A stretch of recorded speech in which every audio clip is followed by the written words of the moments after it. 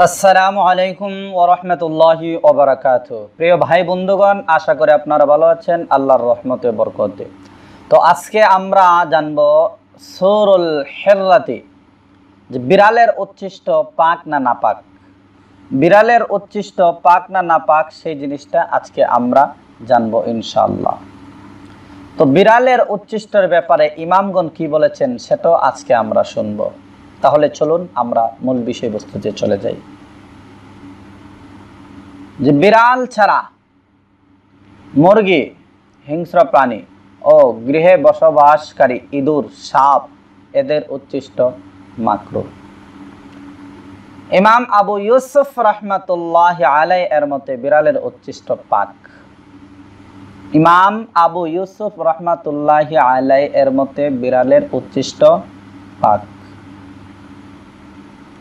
ইমাম আবু হানিফা মুহাম্মদ রাহমাতুল্লাহি আলাইহির মতে বিড়ালের উচ্ছিষ্ট পানি ব্যতীত অন্য কোনো পানি না পাওয়া গেলে বিড়ালের উচ্ছিষ্ট পাক।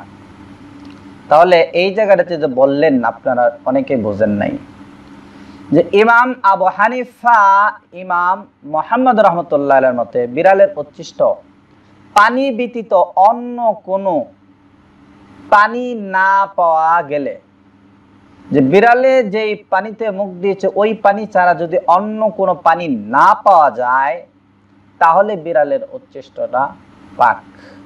অবশ্যই যে বিড়াল ইঁদুর ভক্ষণ করে তৎক্ষণাৎ পানি পান করেছে তার উৎকৃষ্ট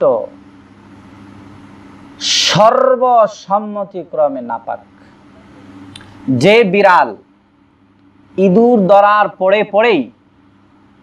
ইঁদুর ধরার পরপর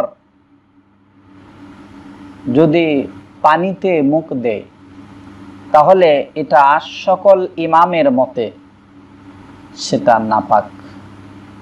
এমন বিড়ালের উচ্ছিষ্ট সেটা নাপাক।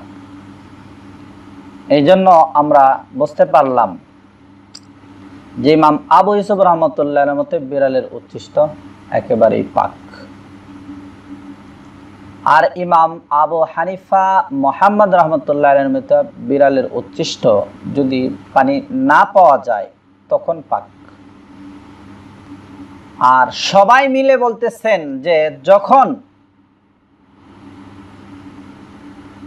বিড়াল ইঁদুর ধরবে, ইঁদুর ধরার পর সাথে সাথেই সে পানিতে মুখ দেয়, সে পানি সর্বসম্মতিক্রমে নাপাক, এতে কোনো দ্বিধাদ্বন্দ্ব নাই।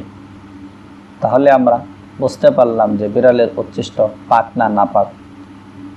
আল্লাহ তাআলা আমাদের সকলকে আমল করার তৌফিক দান করুন। এবং বিড়াল এটি একটি গৃহপ্রাণী, এই জন্য আবু হুরায়রা রাদিয়াল্লাহু তাআলা বিড়ালের পিতা নবীজি উপাধি দিয়েছিলেন। এই জন্য আমরা সকলেই এগুলি থেকে আমরা বিরত থাকব। ছোটোখাটো জিনিস থেকে যে বিরত থাকে সে বড় জিনিস থেকে বিরত থাকতে পারে। ছোটোখাটো জিনিস যে ছেড়ে দেয় সে বড় জিনিসটাও ছেড়ে দেয়। এই জন্য আপনি খুঁটিনাটি ছোট ছোট বিষয়গুলো আপনি দেখবেন, ওগুলো আমল করবেন, আল্লাহ তাআলা বরকত দেবে। আপনার হায়াতে বরকত দিবে, জীবনে বরকত দিবে, আপনার আমলে বরকত দিবে, আপনার জিন্দেগিতে বরকত দিবে, আপনার হার লাইনে আপনার বরকত দেবে।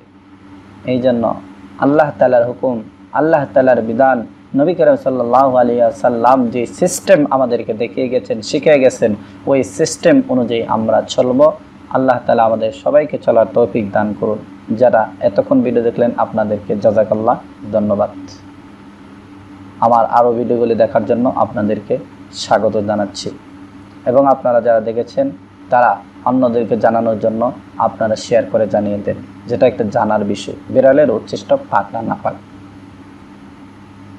তাহলে সবাই ভিডিওটা শেয়ার করে দেন এবং কমেন্ট করে আমাদেরকে জানান যে আপনি কোন জিনিসটা জানার দরকার।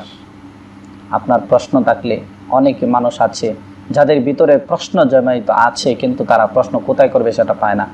এই জন্য আপনারা করুন, আমরা আপনার উত্তর দেব ইনশাআল্লাহ। আল্লাহ তাআলা আমাদেরকে উত্তর দেওয়ার এবং আপনাদেরকে শোনার তৌফিক দান করুন। আমাদেরকে আপনাদেরকে সকলকে আমল করার তৌফিক দান করুন। আসসালামু আলাইকুম ওয়া রাহমাতুল্লাহি ওয়া বারাকাতুহু।